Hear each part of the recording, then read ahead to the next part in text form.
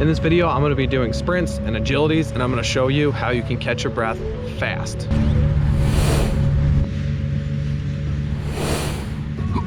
So one of the most important things about warming up properly is it's opening up your capillaries and blood vessels. So if you're going to not warm up, you're gonna have a very hard time catching your breath because your blood is not fully circulating through your body.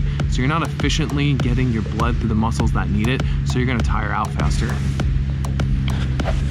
So in order for that good warm up to happen, you need to make sure that your heart rate starts to come up and starts to pump blood through your whole body.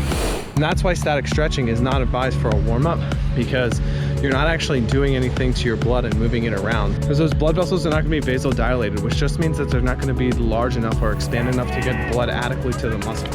So you're gonna have a harder time getting the blood there, which is gonna tire you out faster. So if you just go out and start exercising, you're gonna feel like big burn in your muscles because they're not getting the adequate amount of oxygen to replenish the cells.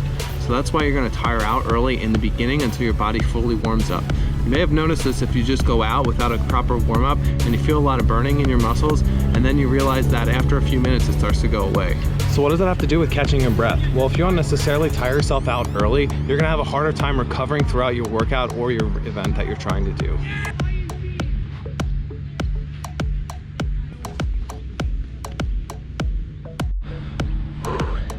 Starting to breathe a little heavier, sweat's all over my body.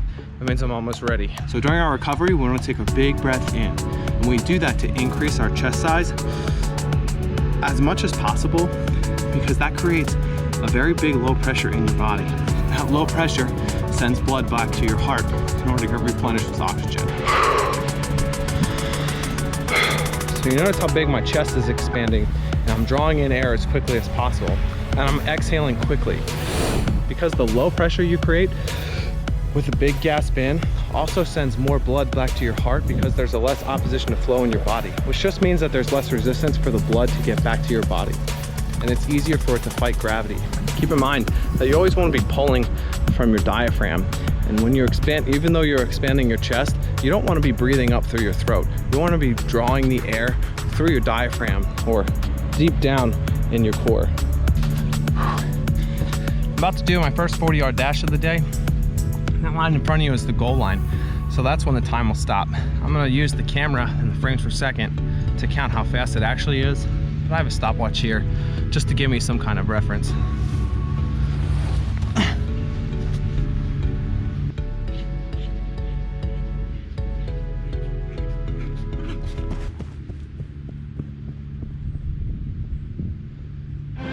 So after that burst of energy, I'm pretty winded, so I want to be able to catch my breath as fast as possible. Now the one thing you'll see a lot of people do is put their hands over their head. But putting your hands over your head doesn't put your body in the most efficient position to get air into your lungs and then deliver it back to your body. See, after that burst of energy, I want to be able to go back and do it as quickly as possible. So in order to gain my breath back, I'm not only going to open my chest up, but I'm also going to crouch over and breathe in deeply and do the same mechanisms. Because keeping your hands over your head isn't the best anatomical position to get the oxygen into your lungs. The reason for this is the way your body and ribcage are aligned. So when you're crouched over and you're breathing in, there's a lot less restriction on your body for your ribcage to expand. But when your hands are over your head and you're breathing in, you can feel a lot more resistance as your lungs and your chest try to expand to get air.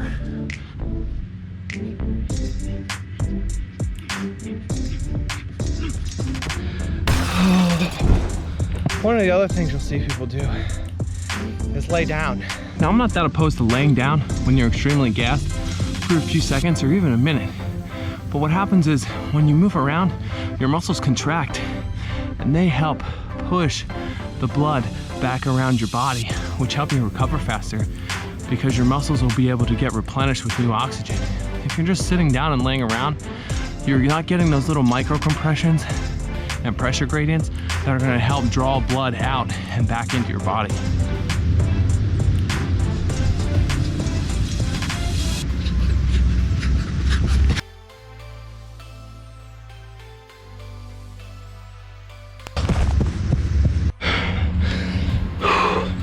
So this is what it sounds like when you're completely gassed and you're trying to get air back as fast as possible.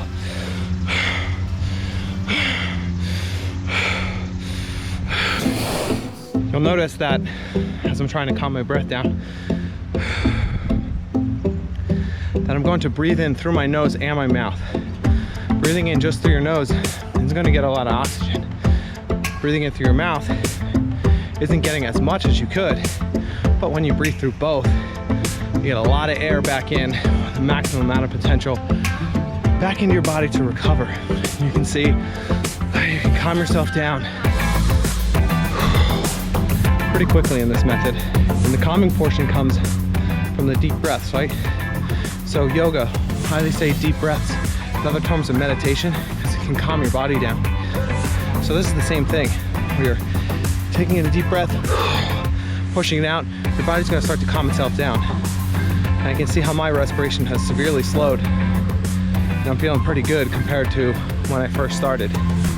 So the thing about your breathing patterns, exercise, fitness, and anything is they're all learned skills. And I didn't know these techniques until I was at least 25, by the time my athletic career was over. And I missed out on a huge opportunity to get better. So please understand that when you first practice, you're gonna be learning how to do this appropriately, and you're gonna get better every attempt, to the point where you can just do it naturally, and it's easy, and you'll recover very quickly. So key points to remember: don't put your hands over your head, expand your chest through your core, don't lay down or sit down for very long, and when you practice, you always get better. I'll see you in the next video.